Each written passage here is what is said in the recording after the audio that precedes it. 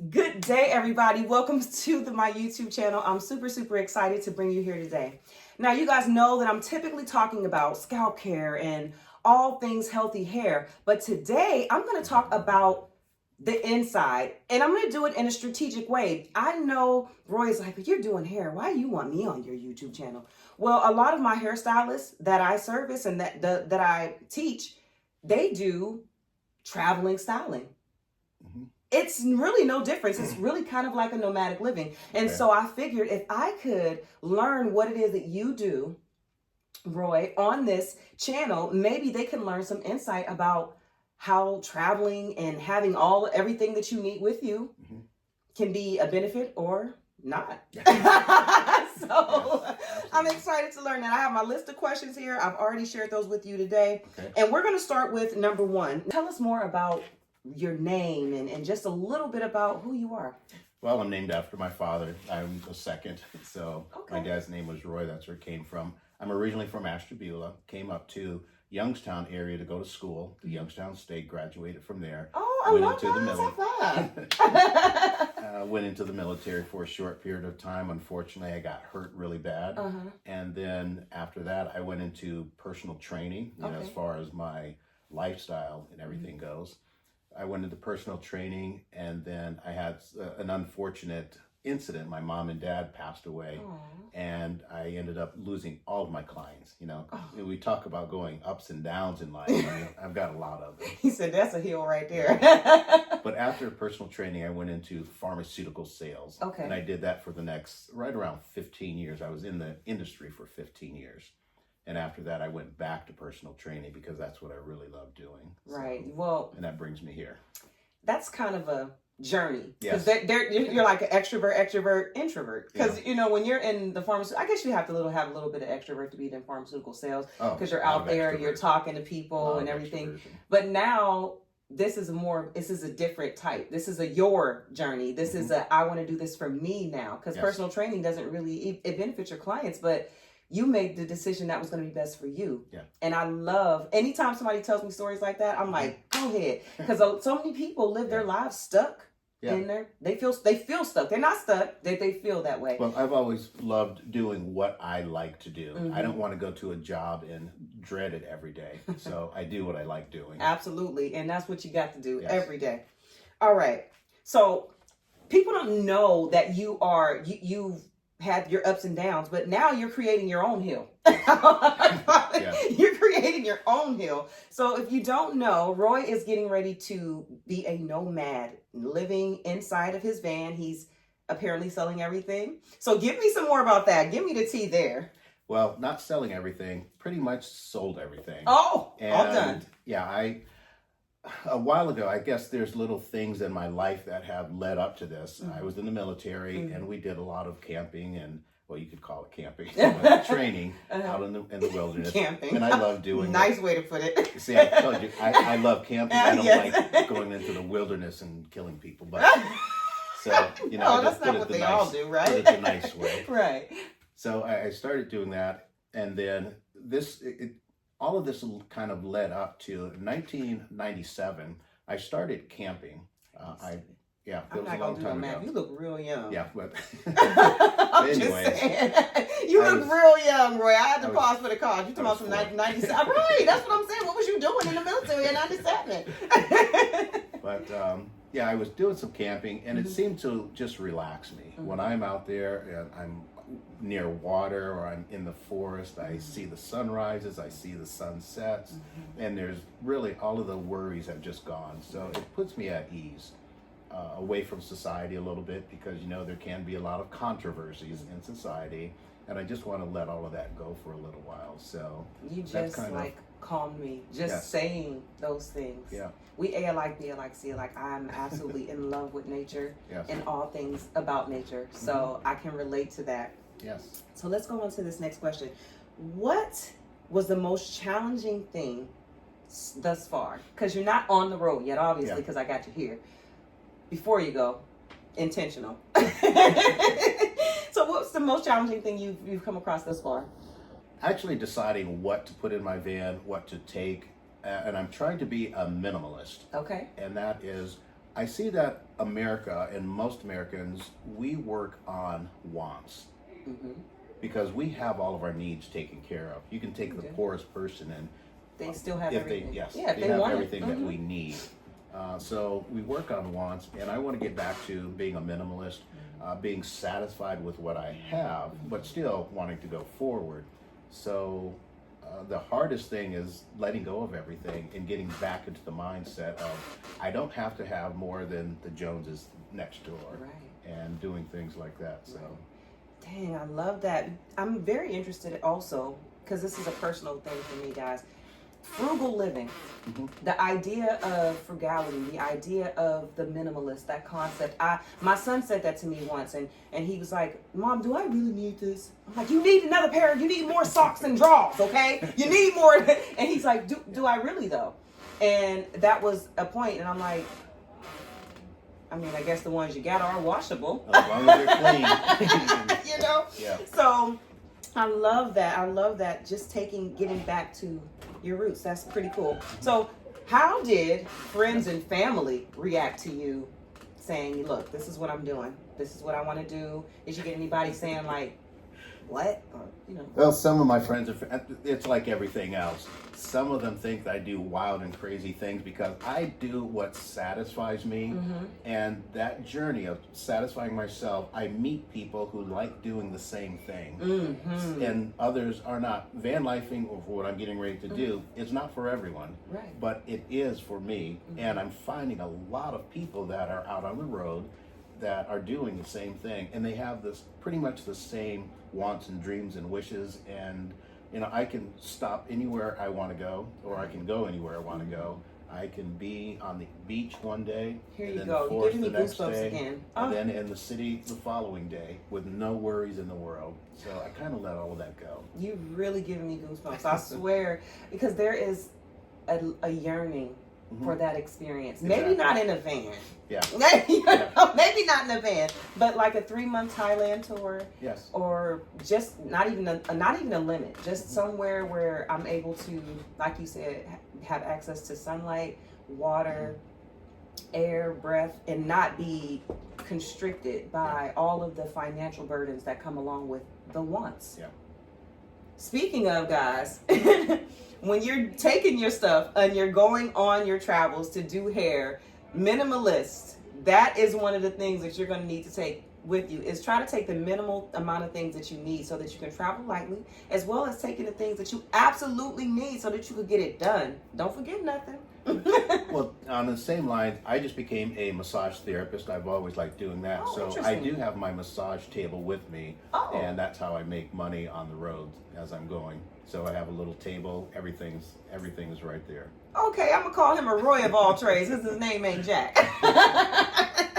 I love that. I'm okay. Okay, before you go, you have an appointment available. So I can help. I can give you some assets to your journey. I can pay for a massage. That sounds awesome. All right. This is another question. I think all of these questions are really good, but yes. I really went through and I chose the ones that I want to know the answers to. So, Have you experienced any "what in the hell have I done" moments? Not really. Okay. But I have had a few moments that stated, why haven't I done this sooner? So I guess it's which way you look at it. Yeah. There's situations that are in regular life, but there's situations that are out there. And as I said, I'm going to the places that I want to go. I'm seeing the people that I want to see. I'm going to seminars and different events, displays and things that I want to do. So I'm having a much better time doing the things that really please me than, okay, what am I into? So I'm going more looking forward than looking backwards. Yeah. That sounds like something you, that sounds like you. That sounds like you. I love that. It really makes sense. Yeah. It really makes sense, especially what you're doing. All right, so let's go to this question. How do you make decisions on where you're going to go next? What city you're going to visit, or what direction you're going to go? How do you make that decision? Is it just like, you know what? When you weather. Oh, okay. That's when it's cold, I leave. Getting ready to leave now. Yes. Okay. You know what? I'm going to take that memo too, because boy, oh boy, it's something because I'm dreading the cold. Well, Here's a wish that I had a long time ago. I wish that during the Christmas time or the New Year's time during winter, there was about 2 or 3 weeks maybe of snow and cold and the blizzard, so we experience it. But after that, I'm done with it. Done. I've had enough. Done. So now, see y'all. Right. You done made that. And he After said, I'm going to Christmas. make this. This is how I'm going to make it happen. And I'm going to show y'all. You demonstrating it. Yeah. That is But awesome. there's something else there too. I told you that I was in the military and I got in a really bad car accident, Right. which actually put me out of the military. I have a lot of arthritis, which a lot of people, as you start getting older, you get the arthritis. Right. My ankle hurts, it swells. My knee hurts, it swells. My hip hurts, it swells. My elbows and everything on the right side, because that's everything that was crushed and bombed there. But when that starts to happen, when I go into warmer weather, it's so much better, it's so much more Wow. pleasant. So it's not just going to warmer weather, it's so I can still be active and not hurting all Right. the time. Right. So people say eat to live. Yes. You say travel to live. Yeah. Travel to live. Yes. But that's excellent. That's an excellent concept. I know a lot of people. My mom, she struggles with her back and stuff like that. Yes. So when she moved down to North Carolina, South Carolina, she did say she experienced less pain. Yeah. I don't know why she came back. There's a little less pain Yeah. in the warmer weather. Yeah, You little can be more less. active. Yeah, and I like that though. I like to see her out and walking and, Yeah, and you know doing that things. moving is health. Moving Enjoying is health. life. Absolutely, absolutely. And I'm gonna get through these questions because I really want to know a little bit about your accident at the end. But I want to keep talking about this nomad living because it's so important. Okay. So, what about strengths or weaknesses that you've come across that you thought this is something that I'm going to grow in? Because I can imagine if it's something that you found as a weakness, you would use it as an opportunity to grow. So, are there any opportunities for growth that you found in this? Meeting new people, forcing yourself into something that you must do, and it makes you a better, to me, it makes me a better person with my personality, with the things that I like to do and what my goals are. I want to be a better person. That's it. You know, if there's anything that I am seeking that I want more of, is being a better person for humanity, better person for myself, better person for the people that I meet, and to touch them to be a better person.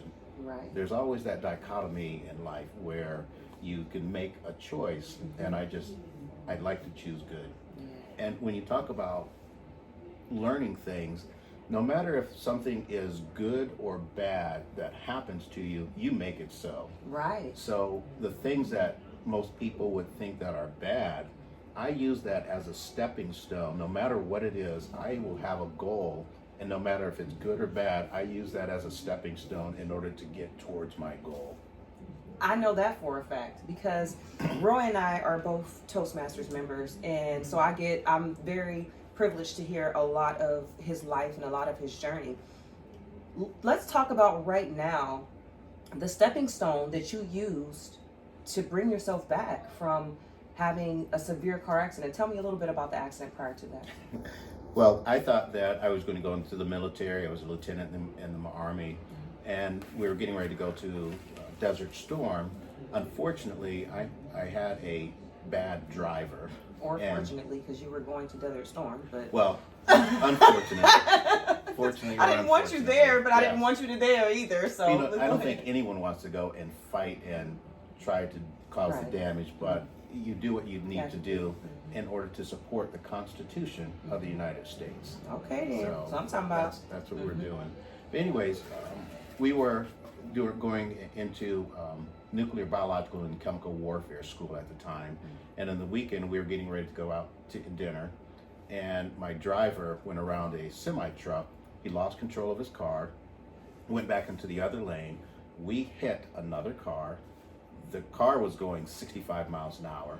We were going 70 miles an hour. And when we hit, killed 3 people from the other car. And I got hurt the worst in our car because it turned and I was a front passenger. So it crushed everything on the right side of my body. I had 21 breaks in my leg. My ankle was broken. My tibia, fibula, calcaneus, malleolus, my knee. My femur was crushed in about 6 or 7 places. I remember looking down and seeing this part of my knee up halfway on my thigh. So my hip was broken, broke a few ribs, my elbow, my hand, collarbone, I was knocked out for just a day or so. I don't know if it was being knocked out or they were giving me morphine Right. to keep me asleep. But the next year and 2 weeks, I was in either a body cast or leg cast, arm cast, slings, all of those types of things in order to be able to walk again. So with that, I still had my goals. So many people would have, yeah. I mean, No, gosh, just I can't- wanted to just say can't it. stop. It's hard to say it because it comes out like so many people would be crushed. I'm like, oh gosh. Bad choice of words. Don't worry. It's been long enough to go. It's all right. So many people would not have come back from that. I know people who get in one car accident, they break a knee, they break a leg, and they never come back. They never come back. Well, I know this in life. I read a lot of motivational books, but there were 6 professional dream stealers. Most people call them doctors, but they told me that I would never walk again, or I would walk with a limp, or I would walk, not right. Right. And of course, some of that, because of the pain, has happened, but I've been able to ride my bike again. I've been able to exercise, become a bodybuilder, and do everything that I've always wanted to do because I keep my goals at the forefront and I don't look back and saying, woe is me. I'm not going to fall in the puddle, the mud, and then stay there. Unless it's kind of fun and you splash around, right? Do a little facial. Exactly. Find out what the bad things are, and you make them good. You make them a part of your life and make them who you are, and that just happens to be along the journey that I'm going right now. Wow, that's awesome. Laying there in that cast, I'm sure multiple casts throughout the process. What was your thought process, especially with all of the naysayers in your ear? What did you was there a thought you held on, a person that you held on to, a something that gave you that will to just believe? Because I think that is something that people, they don't necessarily believe, and they definitely don't know if they're going to come out. I feel like you believed it, you knew it, there was nothing that was going to stop you. Was there something that you held on to that kept you that way? God always keeps me focused, number one. And I'd ask him for many things. And I still had, like I said, I still had my goals. I wasn't looking back. I didn't even see my leg and my body broken. Other people were worried for me. Therefore, somebody was worrying. I didn't need to. I went on. Y'all can handle that part. That's enough of that with them. So I just kept going in life, and I still had my goals. I still wanted to do a lot of things. But now that I did have a broken body and I was out of the military, I thought that I would stay in the military until I retired because I loved it that much. But since that was changed or altered, I said, well, what's plan B? And that's when I went into personal training. Okay. Because I love doing that. Right. I had broken a record at the Master Fitness Trainer School in the military where I did push-ups, sit-ups, and the 2-mile run, and I broke that record. So, fitness has always been a part of me. So I thought the next thing I needed to do or wanted to do was personal training. And that's when I went into personal training. Okay. I became immensely successful in it. Ooh, give me one example of immensely successful. What's successful in personal training or bodybuilding or personal training? I started with 0 people in a broken body. Right. I started as a towel attendant, and my first success, they found out that I was a master fitness trainer and I had a degree in health and fitness. And this is all after? This is all after the accident. Okay, yes. okay. I was a towel attendant. Well, sometimes you go down to the bottom, you got to come back up. Absolutely. And one person, I got success with them, and her name was Sally. She was 265 pounds. We went down to 165 pounds. Wow. So that was one of my first successes. Okay, then she was super fly. As I started working with other people, there were a lot of them that started to get their goals. They became stronger, they became happier, they became better people, fitness-wise. And my customers and clients grew from 1 or 0 to 1. And then the next year I had 10 clients. And I was juggling so much. I was going to people's houses. I mean, I was in heaven because I'm You're doing what you love. Absolutely. Now, this is a great transition into back to the nomadic life. Yes. How are you gonna work out? What are you gonna do? Are you got a bar you're gonna stop, pull on the side of the road, do push-ups? That's my biggest thing. I want to do this, and my number one goal in my life, I have fun in the gym. I've always been physical, so I have fun in the gym. There's always a Planet Fitness. Right, so I can go to a Planet Fitness and they open anytime, 24 hours. Yes. But they don't cancel very nicely, okay? You got to cancel your Planet Fitness. You got to go in there. Don't ask. It's hard to get. I hear they changing that, but whatever. I had to say that because that made me mad when I had to. I said, what? I just want to work out at home. I can't cancel online. There's always Planet Fitness, and I actually made, remember my van is custom built. Right. So I have a pull-up bar, a chin-up bar, I have ropes, I have all of that, and I do it on the outside of the van. So I have exercise videos. I've made videos before a long time ago. So number one is exercise and keeping healthy. Yeah. So along the road, I don't think I'm going to have any worries about.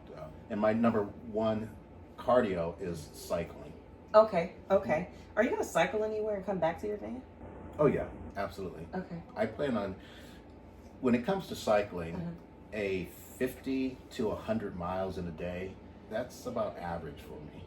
And then I'm going to have to figure out what that, yeah. It takes me a couple hours. I usually, if it's a leisure ride, it's somewhere between about 18 miles an hour. But if it's a fast ride for me, it's somewhere between 21 and maybe 25 miles an hour. So it takes me about an hour, hour and a half, 2 hours.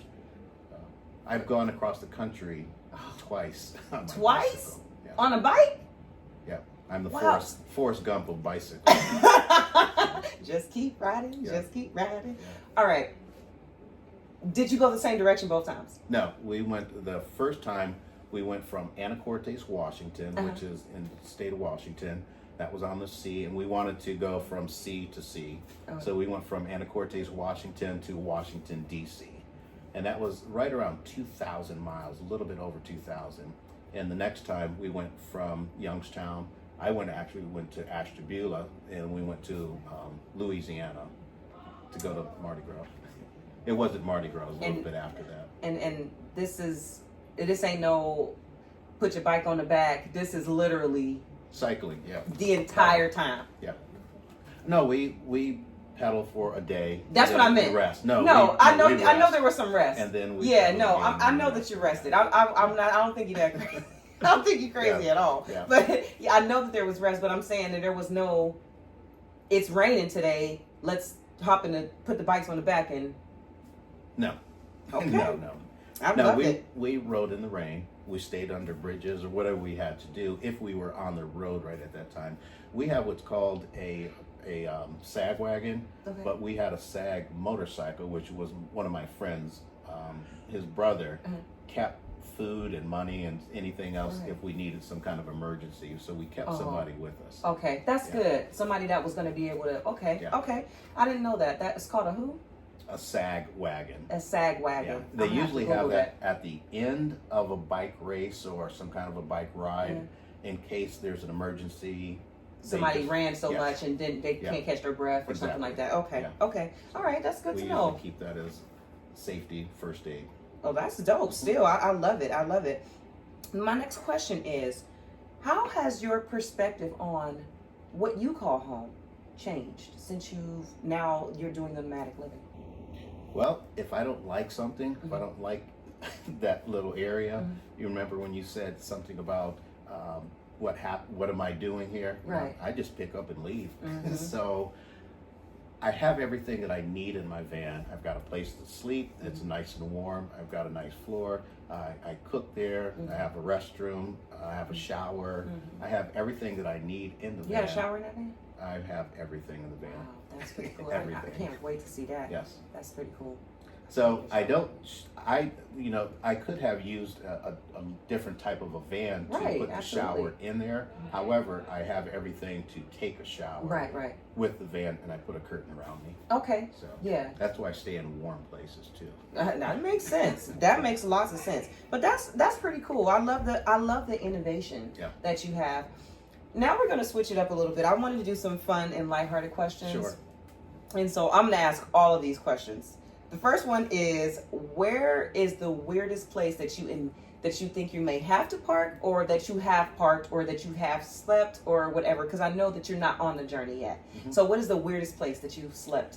Well, I had another van before, and I've done this many times over the weekends. Okay. I've parked at rest stops, of course, sometimes when I get really sleepy, Walmart parking lots, let's see, malls. They actually kicked me out, and you're not allowed to stay in the mall at night. You're not allowed to park there. So, I don't know why so many cars be stuck there anyway. But I go on the beaches a lot, and there's a lot of BLMs, not Black Lives Matter, but the land bank of America. And it shares with us, there's a spot that you can go and you can park and do everything. And see, I have electric in my van, I have gas, of course, I have everything that I need, appliances, I have all of that. Right, so none of that is really just a necessity. mobile home. Right, that's pretty cool. All right, what about, you said you met a lot of people, what about strange encounters, where you were like, all right, have a great day, thanks for talking? Yeah, every once in a while, but you're going to meet those anywhere. I've seen people that look like they've been strung out on drugs and maybe had a bad dose once in their life, maybe once or twice or a few times. People that, America is America. Whatever you look for, that's what you will find. So I look that's for like good a things. moment to post right there. I think I'm going to have to clip that part just to say that. Because for real, whatever you look for, you will find. People don't realize that. They think that they're stuck in this place. And I always say happiness is a choice. You can choose to be happy if you feel like it. Have you ever flipped a coin? Yes. Comes up heads or tails? Right. It's still the same coin. It's still the same America. Yes. But you choose heads or tails. If you want good things will find you. They will. If you look for the negative or the bad things, they will always find you. Always. Because that coin is always still the same coin. It is. Perspective. All right. What is the best or the worst meal that you cooked inside of your van? I try not to cook inside my van because I don't want all of that smell or anything. Yeah. Let's see. Sometimes if I haven't planned specifically to have a meal, but usually I plan and I pre-plan most of my meals. Nothing.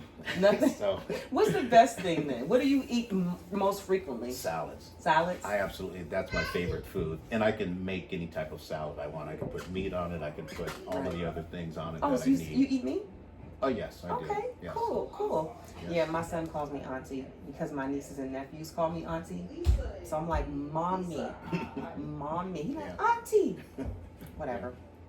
He'll be in our video soon, guys. You hear him. All right, so let's go next. If your van had a personality, how would you describe it? Well, my van does have a personality, and its name is Socrates. Socrates, okay. The philosopher.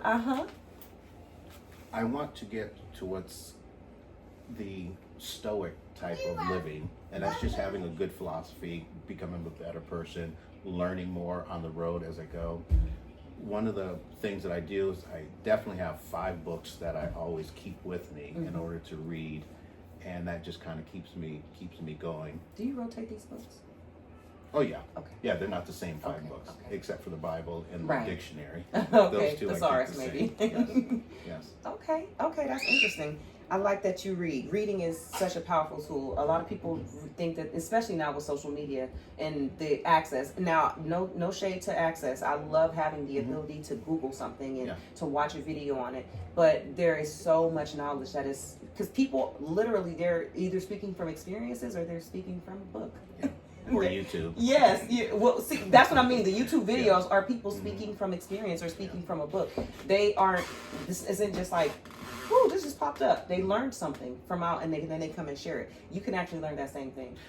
Well, I have to go back just a little bit because I created a philosophy when I was growing, when I was about 19 years old, when I can really think about all the philosophies, and I started reading motivational books, and I listened to Zig Ziglar's and the Tony Robbins and all of those types of things. But you have to have whatever it is within you, and it's waiting to come out. So when I had my accident, all of the things that my philosophies were already in me. If something happens, what am I going to do? I overcome that and that's what came out of me. But if I don't have a plan or a philosophy, then you start to react instead of being responsible and doing the things or proactive. So you let nature take its course. So you have to have that stuff within you first. It's like riding a wave, but not having a board. People just out there just walking around. You know what I mean? You got to make plans. I love that. Last funny question. What's one unexpected place? We've talked about beaches. We've talked about, well, they're not really fun, but that's where you would sleep. But I feel like beach would be a place where you found joy. Is there any place that you found joy that you thought, I wouldn't? And you like, this is more peaceful than what I thought. It depends on if I've had a good night's sleep wherever I'm at. It depends on how tired I am. But being in a bad neighborhood, sometimes, I'm thinking, okay, my hubcaps are going to be gone. Be on blocks or something when I wake up. But I was sleeping, and I remember having or waking up, and I was very refreshed.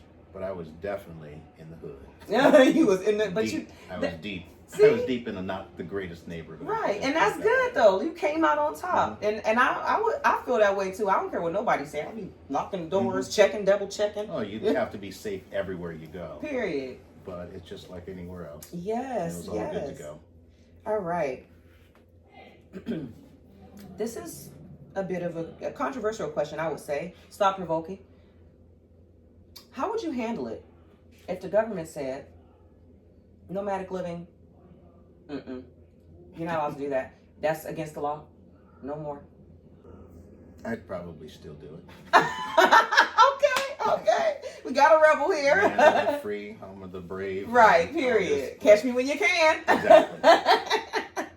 Okay. I would park my van and say, this is my house. And there is rule. You have to really find out what gun rules are. You're taking weapons or something with you for protection, of course. And if you put a sign in your window saying, this is my home, they can't tow your car, they can't do anything to it. Wow. So if this is my vehicle, do not tow. And they can't touch it. So if the government says no more nomadic living, then I move a lot, but it's not nomadic. Right. Yeah. You'll change the definition. Look at Absolutely. that. They've changed the definition many Of times everything. to them Of for everything. themselves. Yeah. So, Of course, benefiting why can't them. we? We're getting close. We're rounding it up here. So these are the questions that would make you kind of reflect back on this experience. And I would want to know what advice you would give to your past self after making these decisions now. I've thought about these questions before, but work harder, stick with one thing, and just do what you love doing, and the money will come, the people will come. Have a faith in the universe, have a faith in God, because it's just like a radio station. You tune in to a station. I think that we as people tune into a station in life, and it draws that to us. So we're playing that station over and over and over. You really have to watch which station you're on. Oh. You really have to watch which station you are on. So tune in to the station that you want, and that's causing or creating peace in your life. And if it's not, then change it. Right. You're the only one. It's about choice. Everything is about choice, and we have to accept responsibility. I accepted responsibility for my accident. I accepted responsibility for all of the things that I've done, whether they were my fault or not. Yes. And I learned to respond to things versus reacting and using my emotions. So I know those are the things that I would tell my young dumbass. I got some stuff I'll tell myself too. I'm telling you, it would be so nice. All right. So this is the final question of our conversation today, and it would be, what do you hope that people would take away from this experience, from this conversation? It's not about going to do van life unless you want to go out and do that. You can do it for the weekends. You can do it overnight. You can do it for a month at a time. Yes, ma'am. Come in there, baby. But the thing that I would want everyone to get is plan your life and you work your life. Do the things that you love to do, and all of those good things will matriculate to you. Don't put yourself in a box where you're working and doing things that other people want you to do. You do what you want to do, and those people, the other people, the good things will find you in life. Always have faith. Yes, yes. Well, you know what, guys? First of all, I want to thank you so much, Roy, for your time, for you showing up in a timely fashion. I really, really am grateful for that. Sure. This was a great conversation. I've learned so much about you, and I'm hoping that you guys have learned something from Roy as well. One thing that I think that I would take from this for myself, from this conversation, is just the ability to hold on to our happiness and our joy and continue to follow that passion. And I would like to invite you guys to do those same things inside of your salons, inside of your spas, inside of who's ever watching this. Whatever you do what you love and love what you do. Subscribe to this channel, you guys. Share this video, and thank y'all so much for tuning in. I'll see you guys in the next video. You have a great day. Bye-bye. Good job. Very good. Thank you. Conversation.